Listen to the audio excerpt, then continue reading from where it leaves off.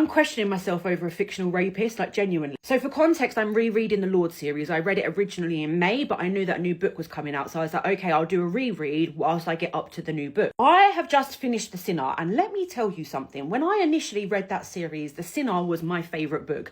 Easton Sinner and Hayden together at the same damn time, they were my book boyfriends. They were who I dreamed of, okay? Now I'm reading the second book and I fucking hate Easton. I hate him. I'm genuinely curious about other people's opinions. So listen to this video and then like tell me if I'm wrong, tell me if I'm right, tell me if you agree with me. I'm genuinely curious. And then also tell me how many times you've read the book, because I think that that's important. So to paint a picture, the first time I read the book, I see a 12-year-old girl, her dad, biological dad, dies, okay? Stepdad comes in and he grooms her, and that makes her overly sexual. It's a very, very typical thing that happens to sexual abuse survivors, okay?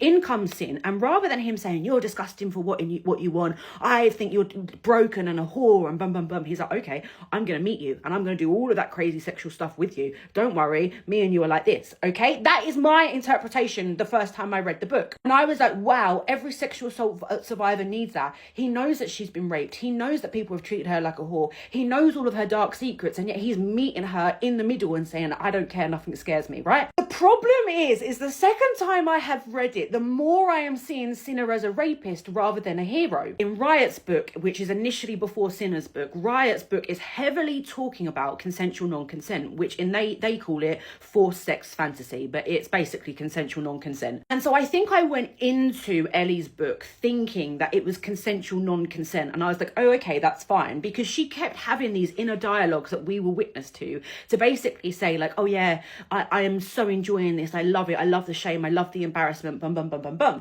However, the problem lies with the flashbacks and the inner dialogue about her abuser, okay? During that time that she was being abused by her abuser, she openly said, I enjoy it. And she said the same rhetoric as what she's saying about Sin. And therein lies my issue, because once James was taken away from the scenario, her abuser, her stepdad, was taken away from the scenario, she then had time to say, fuck you, I hate you. Like, fuck you, I didn't like what you did, I'm ashamed of it, I am a victim, okay? But she's got no time to say that about Sin. And yet Sin does the exact same things that James did, minus the fact that she is older. There are definite moments in there that classify as rape. Not consensual non-consent rape. She gets drugged and he sleeps with her without her knowledge. He goes down into a dungeon, she's tied up for another man and he sleeps with her without her knowledge.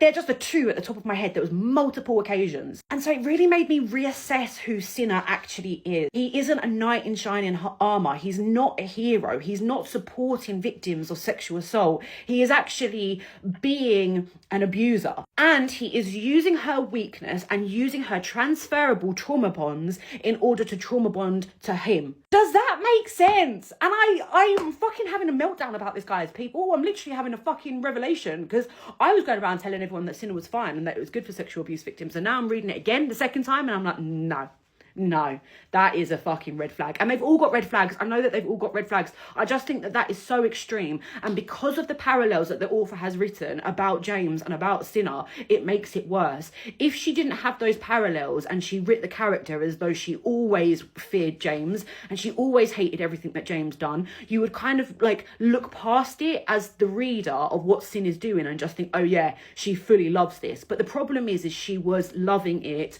during the James time and she wasn't. And this isn't a victim shame, and I know that this is a fake character anyway, but I'm just saying that that is how I feel when I'm reading it and what the author has portrayed, that it's just a James 2.0. Anyway, give me your fucking opinions, because I'm actually having a breakdown about this.